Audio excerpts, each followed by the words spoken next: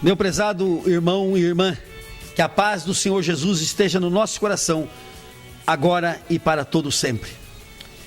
Trago-vos hoje uma mensagem que nós vamos encontrar na primeira epístola de Paulo aos Coríntios. Vamos explicar. Paulo escreveu uma carta aos fiéis que moravam em Corinto. Corinto é uma cidade da Grécia, onde Paulo havia passado e onde Paulo havia fundado uma igreja. Então, nesta carta, ele faz um alerta ao povo que morava em Corintos e que fazia parte daquela igreja. Então, é uma carta aos coríntios, onde ele nos dá exemplos e conselhos maravilhosos. Capítulos 10 da primeira carta de Paulo aos Coríntios. Ora, irmãos, não quero que ignoreis que nossos pais estiveram todos sob a nuvem e todos passaram pelo mar, tendo sido todos batizados, assim como na nuvem, como no mar, com respeito a Moisés. Todos eles comeram de um só manjar espiritual e beberam da mesma fonte espiritual, porque bebiam de uma pedra espiritual que os seguiam, e a pedra era Cristo. Entretanto, Deus não se agradou da maioria deles, razão porque ficaram prostrados no deserto. Paulo nos narra aqui o episódio do Êxodo, ou seja, quando o povo de Deus, que era escravo no Egito, foi liberto pela bondade de Deus da escravidão do Egito, e Deus os conduziu através do deserto para a terra prometida. E neste episódio nós vamos encontrar coisas interessantes. A primeira delas é que quando eles saíram, Deus colocou uma nuvem sobre eles, que durante o dia fazia sombra sobre eles, e durante a noite ela se transformava em nuvem de fogo para os esquentar e os alumiar. Olha como é que Deus proveu aquele povo. O povo, 3 milhões de pessoas. 3 milhões de pessoas saíram do Egito naquele dia, sob a orientação de Moisés, e saíram para o deserto. O deserto tem um sol causticante. Quem ficar naquele sol vai se torrar, vai se queimar. E tinha a noite fria, que chega a menos 40 graus naquele deserto. Mas Deus, na sua infinita misericórdia, acudiu aquele povo, e durante o dia ele colocou sobre ele uma nuvem que não deixava passar o calor do sol, e durante a noite ele colocou aquela nuvem de fogo para que eles fossem alumiados de noite e para que eles recebessem o calor durante a noite. Depois ele diz aqui que passaram todos pelo mar. Nós conhecemos o episódio do Mar Vermelho, quando o povo de Deus, 3 milhões de pessoas, ficaram encantonados. Do lado direito, as montanhas enormes que eles não conseguiam subir. Do lado esquerdo, um brejal tremendo, onde eles seriam consumidos pelo brejo. E atrás, o exército egípcio de Faraó, que vinha para os matar a todos. E na frente, o Mar Vermelho. Aparentemente não havia solução. Aparentemente não havia salvação. Aparentemente não havia como eles saíssem desse problema. Mas Deus lhe abriu o mar para que eles pudessem passar. Meus irmãos, nessa palavra de Paulo aqui nós temos coisas importantes para nós adaptarmos na nossa vida. Quantas vezes, meu irmão, nós estamos sob um sol causticante que nos queima, nós estamos sofrendo, e Deus manda sobre nós uma nuvem para que a gente não seja castigado por aquele sol causticante, por aquele mal tremendo que está sobre nossa vida. Quantas vezes nós estamos sofrendo de frio tremendo, a nossa vida está completamente desregulada, e Deus nos manda o calor para que a gente possa se aquentar.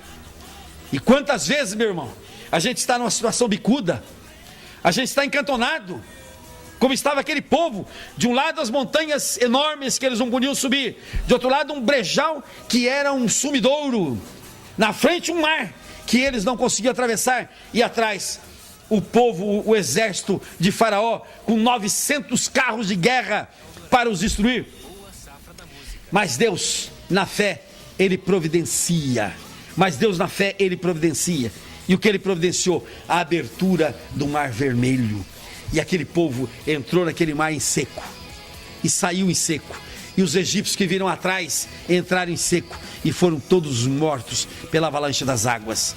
Deus, quando a gente está com Ele, quando a gente é dele, quando a gente entrega a nossa vida para Ele, quando a gente coloca Ele na nossa frente, quando a gente põe Deus para nos guiar, Deus providencia a nossa saída, a fuga. Deus providencia como nós vamos nos safar dos problemas da nossa vida. E aqui o que diz? E beberam da mesma fonte espiritual, porque bebiam da mesma pedra que os seguiam, e esta pedra era Cristo. Meu irmão, eu não canso de dizer que um dos erros da Igreja Católica é contrariar a Escritura Sagrada. Aqui está escrito, meu irmão, na Bíblia Católica, primeira epístola de Paulo aos Coríntios, no capítulo 10, a pedra é Cristo, a rocha é Cristo, a pedra é Cristo, a rocha é Cristo. Você tem de falar isso constantemente, você tem de dizer isso constantemente: a pedra é Cristo, a rocha é Cristo, a pedra é Cristo, a rocha é Cristo. Não é Pedro, não é Paulo, não é Papa nenhum, eles são pedriscos, como eu sou um pedrisco também. Uma pedrinha. O Papa é uma pedrinha. Vai embora do mesmo jeito. Depois de morto, fede do mesmo jeito, como todos nós. Não é pedra coisa nenhuma. A pedra é Cristo. Está escrito aqui. E eu não sei como eles têm o descaramento, a disfarçatez, a desvergonha de dizer que o Papa é a pedra, que Pedro é a pedra, quando a Escritura Sagrada diz que a pedra é Cristo, a rocha é Cristo. E quando você acredita que a pedra é Pedro, que a pedra é o Papa, meu filho, você se arrebenta todo, porque se você ancorar a sua nau nesta pedra, você vai se arrebentar nas ondas do mundo. Mas aí, o que diz a Escritura Sagrada? Que Deus não se agradou daquele povo. Por que Deus não se agradou daquele povo? Vamos ver por que Deus não se agradou daquele povo? Aqui está escrito. Primeiro, por quê? Vejam bem. Porque eles cobiçavam as coisas más. Primeiro, porque eles cobiçavam as coisas más. E eles recebiam do céu o maná, que vinha do céu todo dia para eles.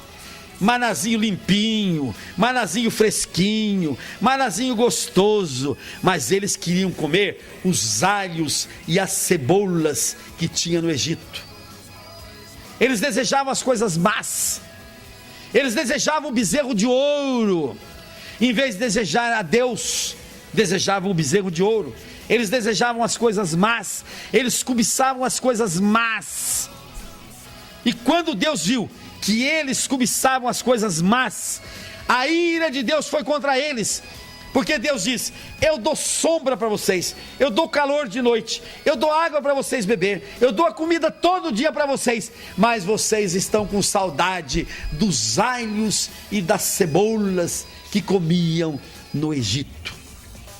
E eles disseram: nós não temos carne. É preferível ser escravo lá e comer carne do que ser livre e não comer carne. Olha, meus irmãos, aonde chega a tentação do cão, a tentação do demônio. Preferiam ser escravos comendo carne do que ser livres sem carne. Me lembra aqui a feijoada, né? A feijoada brasileira, hoje tão badalada, tão cantada, era a comida dos escravos. Aquilo que sobrava do porco, o pé que o dono da fazenda não comia, a orelha que o dono da fazenda não comia, o rabo que o dono da fazenda não comia, né? As coisas ruins do porco que não comia, ele jogava aquilo como se fosse lavagem dentro de um feijão preto e davam para os escravos comer. E isso agora se tornou uma comida apetitosa para a culinária brasileira.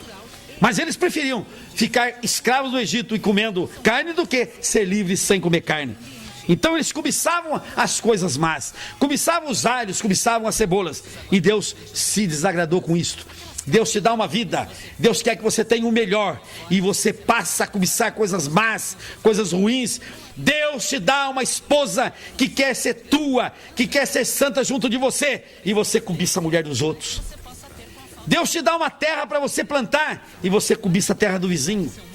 Deus te dá uma vida boa para você estar com ele e você cobiça a vida do vizinho. Deus te dá coisas maravilhosas para você, mas você cobiça as coisas dos outros. Por causa da cobiça das coisas dos outros, das coisas más, Deus abandonou aquele povo. Depois diz assim: não pratiquemos imoralidade. E aquele povo, a toda hora, a todo instante, eles praticavam imoralidade. Vejam, por exemplo, Deus disse assim: vocês vão sair do Egito e vão chegar na terra prometida. Vocês encontrarão muitos povos pelo caminho. Muitos povos pelo caminho. Mas eu não quero que vocês tenham relações com as mulheres desses povos. E o que fazia o povo judeu? Dava uma voltinha e pegava a mulher do povo vizinho e tinha filhos com ela. Por que Deus não queria essa mistura? Porque aquele que se enrabixava com a mulher do povo inimigo, ele queria ficar ali, ele não queria seguir para a terra prometida. Ele abandonava o sonho da terra prometida a troco de uma mulher. Por isso que Deus disse: você não terá relacionamento com as mulheres dos povos que vocês encontrarem no caminho. Porque eles tinham um filho e a mulher queria ficar com eles ali, queria que eles ficassem. Isso desagradava a Deus. Para Deus isso é uma imoralidade. E hoje ainda quanta imoralidade se pratica nesse mundo. A imoralidade da sodomia, da homossexualidade, a imoralidade da fornicação, pessoas que vivem sem o casamento, sem a bênção de Deus, a imoralidade do adultério, que Deus não quer, que Deus não aceita. Aí diz aqui mais: não ponhamos o Senhor à prova. Quanta gente põe o Senhor à prova. Ah, Senhor, se o Senhor não me fizer isso, eu não vou na igreja. Ah, Senhor, se eu não conseguir tal coisa, eu não volto mais na igreja. Ah, Senhor, se o Senhor não me der tal coisa, eu não vou mais na igreja. Cria vergonha, meu irmão, não ponha Deus à prova. Porque Deus não gosta de ser colocado à prova. Ele gosta de ser colocado à prova na fé. Quando você diz para ele assim: Senhor, o Senhor prometeu, e eu vou continuar na igreja porque eu sei que o Senhor vai fazer na minha vida. E continua aqui: não murmureis. Olha, como Deus não gosta do murmúrio, e como o diabo incentiva a nossa língua para a gente murmurar, para a gente falar contra o Deus, contra o vizinho, contra o amigo, contra o irmão, contra aquele que está na igreja, contra o que não está. A nossa vida é de murmuração, vida de crítica, vida de tesoura. E o que é pior, meus irmãos, antigamente se falava que a mulher é que tesourava, que a mulher é que metia a língua dos outros. E hoje eu estou vendo que o diabo atacou a língua dos homens também. E hoje talvez seja mais difícil sair da língua dos homens do que da língua das mulheres. Então Deus não gosta da cobiça, das coisas más. Deus não gosta da imoralidade. Deus não gosta da prova que é colocada a ele, e Deus não gosta do murmúrio. Mas tem aqui a coisa mais importante que está escrito aqui: não vos passais, pois idólatras. Não vos passais como idólatras. Na certa tem alguém dizendo: esse pastor Francisco é obcecado contra a idolatria. Tudo que ele fala é contra a idolatria. Meu irmão, eu quero lhe chamar a atenção de uma coisa: toda palavra da Bíblia, toda ela, qualquer que seja, qualquer que você achar, no fundo, é contra a idolatria. Então não sou eu que falo da idolatria porque eu quero falar, não. É porque Deus fala toda hora. E se Deus fala, eu não posso me furtar a falar também. E se Deus é contra a idolatria, não sou eu que vou ser a favor. E se Deus fala 273 vezes claramente contra a idolatria aqui no livro dele, eu tenho de falar 2.730 vezes contra a idolatria. Então não sou eu que sou obcecado contra a idolatria, não. É Deus que é obcecado contra a idolatria. E ele diz: não vos façais idólatras. Não vos façais idólatras. E Deus manda a gente destruir as imagens. Deus manda a gente quebrar as esculturas. Deus manda a gente quebrar. Quando Deus diz assim: vocês vão entrar na terra prometida, mas quando entrar lá, quebrem todos os altares, quebrem todos os postes ídolos, quebrem todas as imagens, quebrem tudo. Deus nos manda quebrar isso tudo. E meu irmão, eu te convido, meu irmão, a quebrar as imagens que estão na sua casa, meu irmão. Eu te convido a quebrar todas as imagens que estão aí no seu peito, no seu coração, eu te convido a quebrar isso tudo, meu irmão.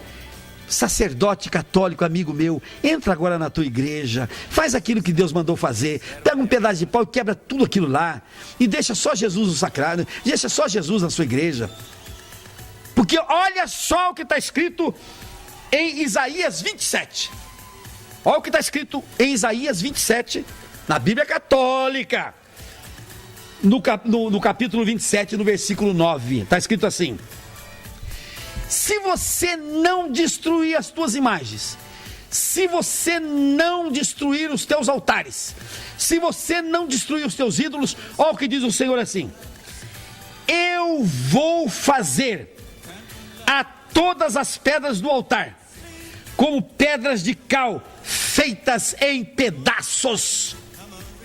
Não ficarão em pé os ídolos e as imagens de escultura, e não ficarão em pé os altares de incenso. Deus está nos dando tempo para nós quebrarmos todas as imagens que o desgostam. Deus está nos dando tempo para quebrarmos todas as esculturas que nós temos nos altares. E Ele disse: se você não fizer isto, vai chegar o dia que eu vou fazer. Eu vou destruir isso tudo, diz o Senhor. Mas aí vocês vão ver aqueles que não cumpriram as minhas ordens, o que eu reservo para eles. Meus irmãos, eu jamais quero cair na ira de Deus, e te aconselho, meus irmãos, não caia na ira de Deus, porque aqueles que nós lemos agora há pouco, que caíram na ira de Deus, não entraram na terra prometida, não tiveram o gosto de entrar na terra prometida, morreram todos no deserto, e só a geração nova, até 20 anos, é que conseguiu entrar na terra prometida. Nem Moisés, que conduziu aquele povo, entrou na terra prometida, porque desagradou o Senhor Deus, nosso Pai. Ele convida você hoje, meu irmão, a começar um ato de fé. E eu queria concitar você, meu irmão padre católico. Você crê na Bíblia, não crê? Você diz que a Bíblia é a base da tua vida, não diz? Você diz que tudo que você fala está baseado na Bíblia, né? Não seja mentiroso. Mostra ao teu povo que você não é mentiroso. Vai lá agora e quebre todas aquelas imagens, quebre todos aqueles altares, quebre tudo aquilo que Deus mandou quebrar, porque Ele disse: se você não quebrar, padre católico, no Isaías 27, versículo 9, diz o Senhor Deus: eu vou quebrar, eu vou reduzir a pedras de cal os teus postes ídolos, eu vou quebrar em pedaços as tuas imagens de escultura, eu vou arrebentar com todos os teus altares de incenso, eu vou destruir tudo isto, porque eu não quero, diz o Senhor, eu não suporto, eu não aceito a idolatria na vida do meu povo. Você tem a escolha, meu filho. Escolhe aquilo que é de Deus, escolhe aquilo que agrada a Deus, escolhe aquilo que Deus quer no teu coração. O Senhor Jesus plantado no seu coração, só Ele e mais ninguém, porque Cristo, só Cristo é a rocha, só Cristo é a pedra, só Cristo é aquele que nos vai fazer mais que vencedores e vai trazer sucesso na nossa vida. Que Deus te abençoe. Assim seja. Amém.